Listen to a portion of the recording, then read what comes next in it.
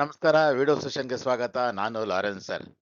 ಸ್ನೇಹಿತರೆ, ಈ ಒಂದು ವಿಡಿಯೋ ಸೆಷನ್‌ನಲ್ಲಿ first year BCom financial accounting ಸಬ್ಜೆಕ್ಟ್‌ನ ಬ್ರಾಂಚ್ ಅಕೌಂಟಿಂಗ್ ಚಾಪ್ಟರ್‌ನಲ್ಲಿ ಬ್ರಾಂಚ್ ಡೇಟಾಸ್ ಅಕೌಂಟ್‌ನ ಯಾವ ರೀತಿ ಪ್ರಿಪೇರ್ ಮಾಡೋದು ಅನ್ನೋದ್ರ ಬಗ್ಗೆ ನಾವು ತಿಳ್ಕೊಳ್ಳೋಣ ಬನ್ನಿ. ಬ್ರಾಂಚ್ ಡೇಟಾಸ್ ಅಕೌಂಟ್‌ನ ನಾವು ತಿಳ್ಕೊಳ್ಳೋ ಮುಂಚೆ ಈ ಡೇಟಾಸ್ ಬಗ್ಗೆ ಸ್ವಲ್ಪ ಡಿಸ್ಕಸ್ ಮಾಡೋಣ. ಸ್ನೇಹಿತರೆ, ನಾವು ನಾವು ಇಲ್ಲಿ ಬ್ರಾಂಚ್ ಡೇಟಾಸ್ ಅಕೌಂಟ್ ಪ್ರಿಪೇರ್ ಮಾಡುವಾಗ ನಾವು ಬ್ರಾಂಚ್ ಅವರ್ ಆಗಿರ್ತೀವಿ. ಸೊ ಇದು ನಮ್ದು ಬ್ರಾಂಚ್. ಮತ್ತೆ ಈ ಡೇಟಾಸ್ ಯಾವಾಗ ನಮ್ಗೆ ಇದು ಉದ್ಭವಿಸ್ತಾರೆ, ಕ್ರಿಯೇಟ್ ಆಗ್ತಾರೆ ಅಂದ್ರೆ ನಾವು ಸಾಲ ಕೊಟ್ಟಾಗ. ಯಾರಿಗಾದ್ರೂ ನಾವು ಕ್ಯಾಶ್ಗೆ ಮಾರಿದ್ರೆ ಅವ್ರ ಹೆಸರನ್ನ ಬರ್ಕೊಳ್ಳೋದಿಲ್ಲ. ಕ್ಯಾಶ್ ಕೊಡ್ತಾರೆ, ಒಂದು ಚಿಕ್ಕ ಒಂದು ವೋಚರ್ ಕೊಡ್ತೀವಿ ಗ್ಯಾರಂಟಿಗೆ, ಅವ್ರು ದುಡ್ಡು ವಸ್ತು ತಗೊಂಡು ಹೊರ್ಟೋಗ್ಬಿಡ್ತಾರೆ. ಯಾವಾಗ ನಾವು ಸಾಲಕ್ಕೆ ಕೊಡ್ತೀವಿ, ಸಾಲ ಕೊಟ್ಟಾಗ ಅವರಿಂದ ನಮ್ಗೆ ದುಡ್ಡು ಬರಬೇಕಲ್ಲ, ಆ ಗ್ಯಾರಂಟಿಗೋಸ್ಕರ ಅವನ ಹೆಸರು ಬರ್ಕೊಳ್ತೀವಿ, ಡಾಕ್ಯುಮೆಂಟ್ಸ್ ತಗೊಳ್ತೀವಿ, ಎಲ್ಲ ತಗೊಳ್ತೀವಿ. ಯಾವಾಗ ನಾವು ನಮ್ಮ ಸರಕನ್ನ, ನಮ್ಮ ಪ್ರಾಡಕ್ಟ್ಸ್ನ ಕ್ರೆಡಿಟ್‌ಗೆ ಮಾರ್ತೀವಿ, ಸಾಲಕ್ಕೆ ಮಾರ್ತೀವಿ. ಕ್ರೆಡಿಟ್ ಅಂದ್ರೆ ಅರ್ಥ ಏನಂದ್ರೆ ಕ್ರೆಡಿಟ್ ಸೇಲ್ ಮಾಡಿದಾಗ, ಅವಾಗ ನಾವು ಕ್ರೆಡಿಟ್ ಸೇಲ್ ಮಾಡಿದಾಗ ಸಾಲಗಾರರು ಉತ್ಪತ್ತಿ ಆಗ್ತಾರೆ. ಯಾರು ನಮ್ಮಿಂದ ಸಾಲ ಪಡಿತಾರೆ, ಬಂದು ನಮ್ಮ ಬ್ರಾಂಚಿಗೆ ಬಂದು ಸಾಲ ತಗೊಂಡು ಹೋಗ್ತಾರೆ, ಅವ್ರನ್ನ ನಾವೇನಂತ ಕರಿತೀವಿ ಅಂದ್ರೆ ಡಿಟಾರ್ಸ್ ಅಂತ ಕರಿತೀವಿ. ಸ್ನೇಹಿತರೆ, ಇಷ್ಟೇ ಆಗೋದಿಲ್ಲ ಪ್ರೊಸೆಸ್ ಅಲ್ಲಿ. ನಾವೇನ್ ಮಾಡ್ತೀವಿ, ಸಾಲ ಕೊಟ್ಟಿದ್ದೀವಿ, ಅವ್ನು ಸಾಲ ತಗೊಂಡು ಹೋಗ್ತಾನೆ, ವಸ್ತು ತಗೊಂಡು ಹೋಗ್ತಾನೆ ನಮ್ಮಿಂದ. ಅವನೇನ್ ಮಾಡ್ತಾನೆ, ಮೊದಲೇ ಅಗ್ರಿಮೆಂಟ್ ಪ್ರಕಾರ ಅವ್ನು ಇಷ್ಟು ಇನ್ಸ್ಟಾಲ್ಮೆಂಟ್ ಅಲ್ಲಿ ದುಡ್ಡು ವಾಪಸ್ ಕೊಡ್ತೀನಿ ಅಂತ ಹೇಳಿರ್ತಾನೆ. ಅಗ್ರಿಮೆಂಟ್ ಪ್ರಕಾರ 10 ಇನ್ಸ್ಟಾಲ್ಮೆಂಟ್, 8 ಇನ್ಸ್ಟಾಲ್ಮೆಂಟ್ ಅಂತ ಹೇಳಿರ್ತಾನೆ ಅವನು. ಅಷ್ಟು ಇನ್ಸ್ಟಾಲ್ಮೆಂಟ್ ಇಷ್ಟು ತಿಂಗಳಂತಂದ್ರೆ ಆಯಾ ತಿಂಗಳಲ್ಲಿ ನಾವೇನ್ ಮಾಡ್ಬೇಕಂದ್ರೆ ಅವನಿಗೆ ರಿಮೈಂಡರ್ ಮಾಡಿ ಅವನ ಹತ್ರ ರಿಕವರಿ ಮಾಡಿ ಅಮೌಂಟ್‌ನ ನಾವು ಹೆಡ್ ಆಫೀಸ್‌ಗೆ ಕಳಿಸ್ಕೊಳ್ಳೋದಾಗಿರತ್ತೆ. ಸ್ನೇಹಿತರೆ, ಇಲ್ಲಿ ನಾವು ಸಾಲ ಕೊಟ್ವಿ, ಸಾಲನ ರಿಕವರಿ ಮಾಡ್ತಾ ಇದೀವಿ. ಇದು ಬಿಟ್ಟು, ಸಾಲ ಕೊಟ್ವಿ ಸಾಲ ತಗೊಳ್ಳೋದನ್ನ ಬಿಟ್ಟು ನಾವು 3 ಮೈನರ್ ಕಾನ್ಸೆಪ್ಟ್ 3 ಕಾನ್ಸೆಪ್ಟ್ ನಮ್ಮ ಮೈಂಡಲ್ಲಿ ಇರಬೇಕು. ಯಾವಾಗ ನಾವು ಬ್ರಾಂಚ್ ಡೇಟಾಸ್ ಅಕೌಂಟ್ ಓಪನ್ ಮಾಡ್ತೀವಿ ಅಂದ್ರೆ, ಈ ಡೇಟಾಸ್ ಜೊತೆ ನಾವೆಲ್ಲ ವ್ಯವಹಾರ ಮಾಡ್ತೀವಿ, ಅದ್ರ ಬಗ್ಗೆ ನಮ್ಗೆ ಗೊತ್ತಿರಬೇಕು. ಅದರಲ್ಲಿ ಮೊದಲನೇದಾಗಿ ಡಿಸ್ಕೌಂಟ್. ಸ್ನೇಹಿತರೆ, ಇಲ್ಲಿ ನೋಡಿ, ಇಲ್ಲಿ ನಾವು ಸಾಲ ಕೊಟ್ವಿ ಅನ್ಕೊಳ್ಳಿ, ₹1,00,000 ಸಾಲ ಕೊಟ್ರೆ ಅವನ ಹತ್ರ ಏನ್ ಮಾಡ್ತಾನೆ, ₹1,00,000 ನಾವು 10 ಇನ್ಸ್ಟಾಲ್ಮೆಂಟ್ ಆದ್ರೆ 10,000 ತಗೊಳ್ತೀವಿ. ಒಂದ್ ವೇಳೆ ಡಿಸ್ಕೌಂಟ್ ಕೊಟ್ಟಾಗ ಏನ್ ಮಾಡ್ತೀವಿ, ಆ ಸಾಲ ₹1,00,000 ಅಮೌಂಟ್ ನ ಲೆಸ್ ಮಾಡ್ತೀವಿ. ಸೊ ಇಲ್ಲಿ ನಾವು ಡಿಸ್ಕೌಂಟ್ ಕೊಡ್ತಾ ಇರೋದು. ಡಿಸ್ಕೌಂಟ್ ಕೊಟ್ಟಾಗ ಏನಾಗುತ್ತೆ ಅಂದ್ರೆ, ನಾವು ಅವ್ರಿಗೆ ಏನು ಸಾಲ, ಅವರು ಎಷ್ಟು ನಮ್ಮ ಹತ್ರ ಪ್ರಾಡಕ್ಟ್ಸ್ ನ ತಗೊಂಡೋಗಿರ್ತಾರೆ, ಅಷ್ಟ್ರಲ್ಲಿ ನಾವೇನ್ ಮಾಡ್ತಾ ಇರ್ತೀವಿ ಅಂದ್ರೆ ಅವ್ರಿಗೆ ಡಿಸ್ಕೌಂಟ್ ಕೊಡ್ತಾ ಇರ್ತೀವಿ, ಮೈನಸ್ ಮಾಡ್ತೀವಿ. ಸೊ ಮೈನಸ್ ಡಿಸ್ಕೌಂಟ್ ಅಂದಾಗ ನಿಮ್ಗೆ ಜ್ಞಾಪಕ ಇರಲಿ, ಓ, ಪರ್ಚೇಸ್ ಅಮೌಂಟ್ ಅಲ್ಲಿ, ಟೋಟಲ್ ಅಮೌಂಟ್ ಅಲ್ಲಿ ನಾವು ಮೈನಸ್ ಮಾಡಿರ್ತೀವಿ ಅಂತ ನಾವು ಭಾವಿಸ್ತೀವಿ. ಎರಡನೇದೇನಂದ್ರೆ ಗೂಡ್ಸ್ ರಿಟರ್ನ್. ಒಂದ್ ವೇಳೆ ನಾವು ಸಾಲಕ್ಕೆ ಗೂಡ್ಸ್ ಕೊಟ್ಟಿದೀವಿ, ಇಲ್ಲಿ ಯಾರು ಈ ಒಂದು ಸಾಲಗಾರ ಏನ್ ಮಾಡ್ತಾನೆ, ಗೂಡ್ಸ್ ನ ಸಾಲ ತಗೊಂಡೋಗಿದ್ದಾನೆ. ಅದನ್ನ ಅವಾಗ ಹೇಳ್ದೆ ನಾನು, ₹1,00,000 ಸಾಲ ತಗೊಂಡೋಗಿದ್ದಾನೆ ಅಂತ ಅನ್ಕೊಳ್ಳೋಣ. ಅವನೇನ್ ಮಾಡ್ತಾನೆ, ₹10,000 ಅಷ್ಟು ವಸ್ತು ಸರಿ ಇಲ್ಲ, ಡ್ಯಾಮೇಜ್ ಆಗಿದೆ ಅಂತ ವಾಪಸ್ ಕಳಿಸ್ಬಿಡ್ತಾನೆ. ಅವಾಗ ನಾವೇನ್ ಮಾಡ್ತೇವೆ, ಆ ಸಾಲದಲ್ಲಿ ಹಂಗೆ ಇಡಲ್ಲ. ₹10,000 ಅಷ್ಟು ವಸ್ತು ವಾಪಸ್ ಕಳಿಸ್ದ ಅಂದ್ರೆ ₹10,000 ನಾವು ಲೆಸ್ ಮಾಡ್ತೀವಿ. ಇದು ಅಷ್ಟೇ, ನಾವು ಗೂಡ್ಸ್ ರಿಟರ್ನ್ ಅಂತ ಯಾವಾಗ ಆಗುತ್ತೋ ನಾವು, ಅವನ ಸಾಲದ ಹೊರೆ ಕಡಿಮೆ ಆಗುತ್ತೆ. ಡಿಸ್ಕೌಂಟ್ ಅಂತ ಕೊಟ್ಟಾಗ ಹೆಂಗೆ ಸಾಲ 1,00,000 ಇರೋ 90,000 ಆಗುತ್ತೆ 10% ಡಿಸ್ಕೌಂಟ್ ಕೊಟ್ರೆ, ಅದೇ ತರನೇ ಗೂಡ್ಸ್ ರಿಟರ್ನ್ ಆದಾಗೂ ಕೂಡ ನಾವೇನ್ ಮಾಡ್ತೀವಿ, ಅವನ ಸಾಲದ ಅಮೌಂಟ್ ಅಲ್ಲಿ ನಾವು ಲೆಸ್ ಮಾಡ್ಬಿಟ್ಟು ಮಿಕ್ಕಿದ್ನ ಬ್ಯಾಲೆನ್ಸ್ ನ ಬರ್ಕೊಳ್ತೀವಿ.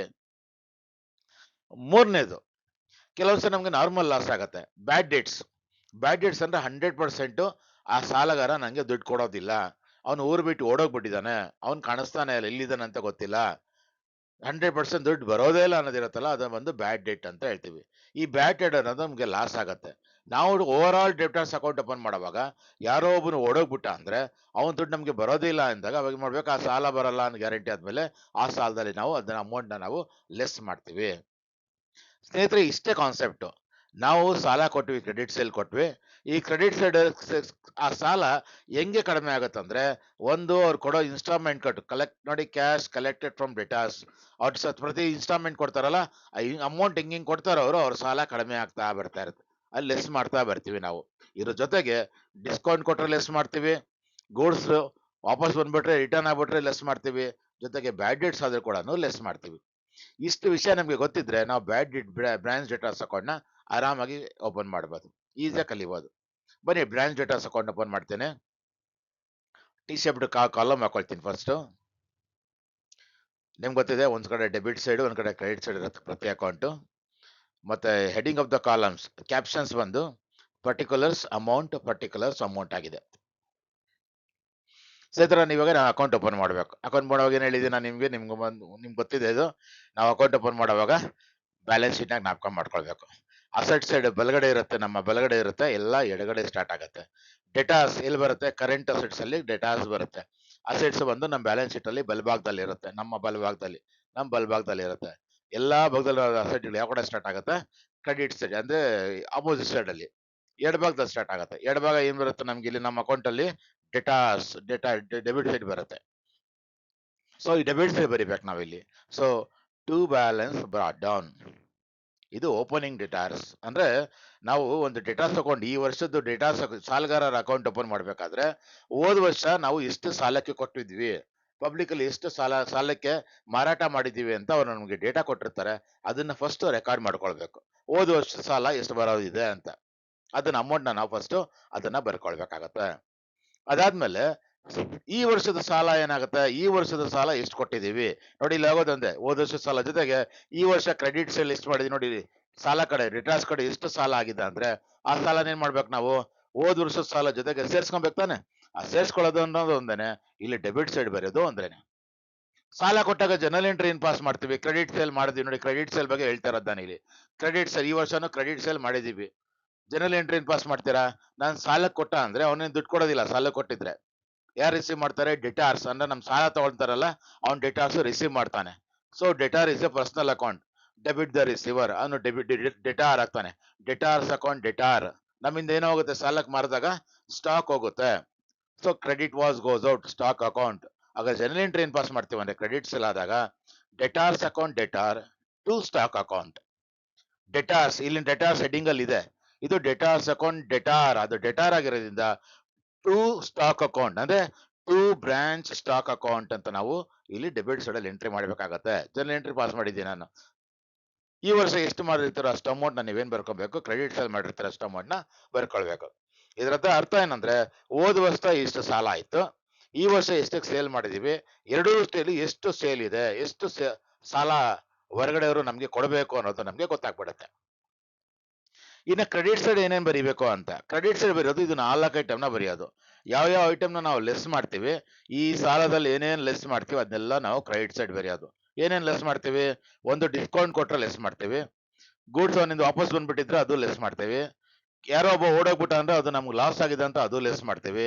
ಜೊತೆಗೆ ಪ್ರತಿ ಇನ್ಸ್ಟಾಲ್ಮೆಂಟ್ ಅವ್ರು ದುಡ್ಡು ಕಟ್ತಾರಲ್ಲ ಪ್ರತಿ ತಿಂಗಳು ಎಲ್ಲರೂ ಕೂಡ ಅಮೌಂಟ್ ಕೊಟ್ಟಂಗೆ ಏನಾಗುತ್ತೆ? ಸಾಲದ ಹೊರೆ ಕಡಿಮೆ ಆಗ್ತಾ ಇರತ್ತೆ.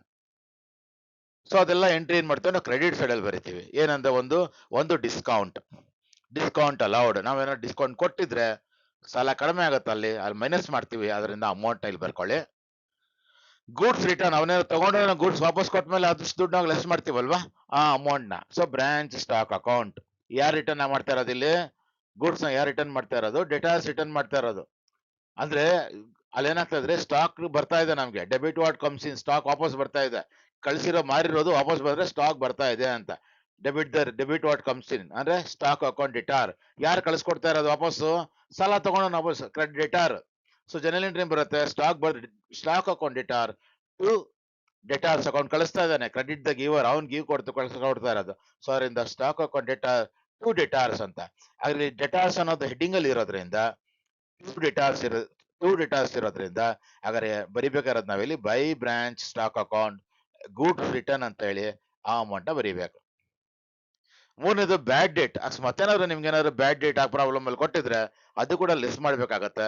ಅದು ಲಾಸ್, ಅದು ಅಮೌಂಟ್ ನ ನೀವು ಬರ್ಕೊಳ್ಳಿ.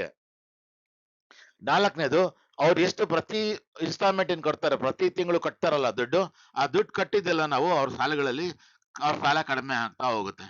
ಸೊ ಆ ಅಮೌಂಟ್ ಕೂಡ ಬರೀಬೇಕು. ಅವ್ರ ದುಡ್ಡು ಬಂದು ಕಟ್ಟಿದಾಗ ಏನಾಗುತ್ತೆ? ನಮ್ಗೆ ಕ್ಯಾಶ್ ಬರುತ್ತೆ. Cash account debtor. ಕಟ್ಟೋದು ಯಾರು?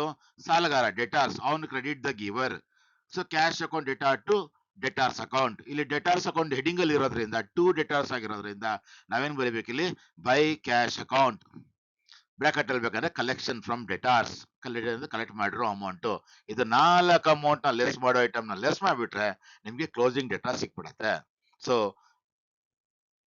ಟೋಟಲ್ ಮಾಡ್ಕೊಳ್ಳಿ, ಡೆಬಿಟ್ ಸೈಡ್ ಟೋಟಲ್ ಮಾಡ್ಕೊಳ್ಳಿ. ಏನೇನಿದೆ ಡೆಬಿಟ್ ಸೈಡ್? ಓಪನಿಂಗ್ ಸ್ಟಾಕ್, ಹೋದ ವರ್ಷದ್ದು ಸಾಲ, ಈ ವರ್ಷ ಕೊಟ್ಟಿರುವಂತ ಸಾಲಕ್ಕೆ ಮಾರಾಟ, ಸಾಲಕ್ಕೆ ಮಾರುವಂತದ್ದು, ಅದನ್ನೆರಡನ್ನ ಟೋಟಲ್ ಮಾಡ್ಕೊಂಡ್ರೆ ಒಂದು ಅಮೌಂಟ್ ಬರತ್ತೆ. ಆ ಅಮೌಂಟ್‌ನ ಬೇರೆ ಕಡೆ ಇನ್ನೊಂದ್ ಸೈಡ್ ಬರ್ಕೊಳ್ಳಿ. ಈ ಕಡೆ ತಂದು ಬರ್ಕೊಳ್ಳಿ.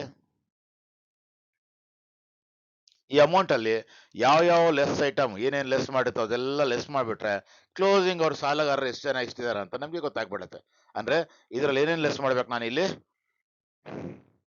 ಲೆಸ್ ಮಾಡಿದ್ರೆ ನಿಮ್ಗೆ ಅಮೌಂಟ್ ಸಿಗುತ್ತೆ. ಈ ಟೋಟಲ್ ಅಮೌಂಟ್ ಇಂದ ನೀವೇನ್ ಮಾಡ್ಬೇಕಂದ್ರೆ ಡಿಸ್ಕೌಂಟ್ ಲೆಸ್ ಮಾಡೋದು ಲೆಸ್ ಮಾಡ್ಬಿಡಿ, ವಾಪಸ್ ಸೇಲ್ಸ್ ರಿಟರ್ನ್ ಆಗಿರೋದು ಲೆಸ್ ಮಾಡ್ಬಿಡಿ, ಲಾಸ್ ಲೆಸ್ ಮಾಡ್ಬಿಡಿ, ಜೊತೆಗೆ ಕಲೆಕ್ಷನ್ ಫ್ರಮ್ ರಿಟರ್ನ್ಸ್ ಕೂಡ ಲೆಸ್ ಮಾಡ್ಬಿಡಿ. ಇದು ನಾಲ್ಕು ಕೂಡ ಮೈನಸ್ ಮಾಡೋದು ನಾನು ಬೆಳೆ ಹೇಳಿದ್ದೀನಿ. ಡಿಸ್ಕೌಂಟ್, ರಿಟರ್ನ್ಸ್, ಬ್ಯಾಡ್ ಡೇಟ್ಸ್ ಮತ್ತೆ ಇನ್ಸ್ಟಾಲ್ಮೆಂಟ್ ಅಮೌಂಟ್, ಇದು ನಾಲ್ಕನ್ನ ಲೆಸ್ ಮಾಡೋ ಐಟಮ್. ಈ ನಾಲ್ಕು ಐಟಮ್ನು ನೀವು ಕ್ರೆಡಿಟ್ ಸೈಡ್ ಬರ್ಕೊಂಡು ಸಾಲ, ಹೋದ ವರ್ಷದ ಸಾಲ ಮತ್ತೆ ಈ ವರ್ಷದ ಟೋಟಲ್ ಸಾಲದಲ್ಲಿ ಲೆಸ್ ಮಾಡ್ಬಿಟ್ರೆ ನಿಮ್ಗೆ ಏನ್ ಸಿಗುತ್ತೆ? ಕ್ಲೋಸಿಂಗ್ ಡೆಟಾರ್ಸ್ ಸಿಗುತ್ತೆ. ಇದು ಬ್ಯಾಲೆನ್ಸಿಂಗ್ ಫಿಗರ್ ಆಗಿರತ್ತೆ. ಸ್ನೇಹಿತರೆ, ಯಾವಾಗಾರ ಡೆಟಾಸ್ ಅಕೌಂಟ್ ಓಪನ್ ಅವಾಗ ನಾಪ್ಕ ಇಟ್ಕೊಂಡಿರಿ. ಒಂದ್ ಕಡೆ ಬಂದು ನಾನು ಸಾಲಗಾರರ ಬಗ್ಗೆ ಬರೀಬೇಕು, ಎಷ್ಟು ಸಾಲ ಇದೆ ಅಂತ. ಇನ್ನೊಂದ್ ಕಡೆ ಲೆಸ್ ಮಾಡೋ ಐಟಮ್ಗಳನ್ನೆಲ್ಲ ಬರೀಬೇಕು. ನಾಪ್ಕ ಇಟ್ಕೊಬೇಕು. ಡಿಸ್ಕೌಂಟ್ ಕೊಟ್ರೆ ಲೆಸ್ ಮಾಡ್ತೀವಿ, ನಾವು ಮಾರ್ಬಿಟ್ಟು ವಾಪಸ್ ಕಳಿಸಿದ್ರೆ ಅಷ್ಟು ಅಮೌಂಟ್ ಲೆಸ್ ಮಾಡ್ತೀವಿ ತಾನೆ, ಅದನ್ನ ಲೆಸ್ ಮಾಡ್ತೀವಿ. ಕ್ಯಾಶ್ ಕಟ್ಟಿದ್ರೆ ಲೆಸ್ ಮಾಡ್ತೀವಿ, ಬ್ಯಾಡ್ ಡೀಡ್ ಆದ್ರೆ ಲೆಸ್ ಮಾಡ್ತೀವಿ. ನಾಲ್ಕನ್ನ ಮೈಂಡ್ ಅಲ್ಲಿ ಇಟ್ಕೊಂಡಿದ್ರೆ ನಾವು ಆರಾಮಾಗಿ ನಾವು ಬ್ರಾಂಚ್ ಡೆಟಾಸ್ ಅಕೌಂಟ್ ನ ಓಪನ್ ಮಾಡ್ಕೊಳ್ಬಹುದು. ಮತ್ತೆ ಇನ್ನೊಂದು, ಈ ಒಂದು ಬ್ರಾಂಚ್ ಡೇಟಾಸ್ ಅಕೌಂಟ್ ನ ಯಾವಾಗ ನಾವು ಪ್ರಿಪೇರ್ ಮಾಡಬೇಕು ಅಂತ, when we need to open branch debtors account.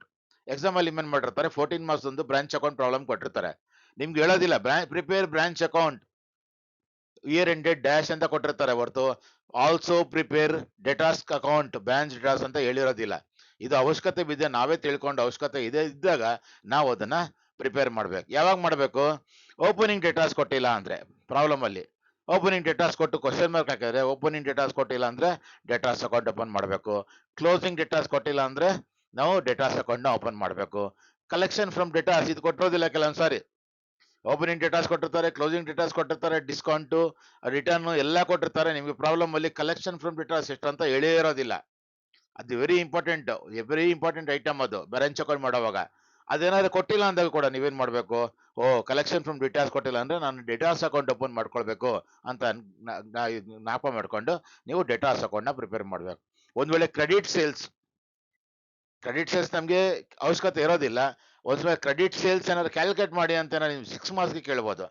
Edit items ಎಲ್ಲ ಕೊಟ್ಬಿಟ್ಟು ನಿಮಗೆ ಕ್ಯಾಲ್ಕುಲೇಟ್ ಕ್ರೆಡಿಟ್ ಸೇಲ್ಸ್ ಅಂತ ಕೇಳಿದ್ರೆ ಅವಾಗ ನೀವು ಡೇಟಾಸ್ ಅಕೌಂಟ್ ಓಪನ್ ಮಾಡಿ. ಮಿಕ್ಕಿದೆಲ್ಲ ಕೊಟ್ಟಿರ್ತಾರೆ date, opening datas, credit, closing datas, allowed, ಇದು ಡಿಸ್ಕೌಂಟ್ ಅಲೌಡ್, ರಿಟರ್ನ್ಸ್, ಲಾಸ್ ಎಲ್ಲ ಕಲೆಕ್ಷನ್ ಎಲ್ಲ ಕೊಟ್ಟಿರ್ತಾರೆ. ಕ್ರೆಡಿಟ್ ಸೇಲ್ಸ್ ಮಾತ್ರ ಕೊಟ್ಟಿರೋದಿಲ್ಲ. ಅವಾಗ ಏನ್ ಮಾಡ್ಬೇಕಾದ್ರೆ ನೀವು ಕ್ರೆಡಿಟ್ ಸೇಲ್ಸ್ ನ ಬ್ರಾಂಚ್ ಡೇಟಾಸ್ ಅಕೌಂಟ್ ಮಾಡಿ ಪ್ರಿಪೇರ್ ಮಾಡ್ಕೊಳ್ಬೇಕಾಗತ್ತೆ. ಸ್ನೇಹಿತರೆ, ಈ ತರ ನಾವೇನ್ ಮಾಡ್ತೀರಿ, ಬ್ರಾಂಚ್ ಡೇಟಾಸ್ ಅಕೌಂಟ್ ನ ಪ್ರಿಪೇರ್ ಮಾಡ್ತೀರಿ. ಸ್ನೇಹಿತರೆ, ಯಾರಾದ್ರೂ ಇನ್ನೂ ನೀವು ಸಬ್ಸ್ಕ್ರೈಬ್ ಮಾಡಿಲ್ಲ ಅಂದ್ರೆ ಚಾನಲ್ ಸಬ್ಸ್ಕ್ರೈಬ್ ಮಾಡ್ಕೊಳ್ಳಿ. ಯಾಕಂದ್ರೆ ನೋಟಿಫಿಕೇಶನ್ ನಿಮ್ಗೆ ಬರುತ್ತೆ. ಮುಂದೆ ವಿಡಿಯೋ ಅಪ್ಲೋಡ್ ಮಾಡಿದಾಗೆಲ್ಲ ನಿಮ್ಗೆ ನೋಟಿಫಿಕೇಶನ್ ಬರುತ್ತೆ, ನಿಮ್ ಬೆನಿಫಿಟ್ ಆಗುತ್ತೆ. ಮತ್ತೆ ಮುಂದಿನ ವಿಡಿಯೋ ಸೆಷನ್ ಅಲ್ಲಿ ಇನ್ನೊಂದು ಟಾಪಿಕ್ ಬಗ್ಗೆ ಡಿಸ್ಕಸ್ ಮಾಡೋಣ. ಅಲ್ಲಿವರೆಗೂ ನಮಸ್ಕಾರ.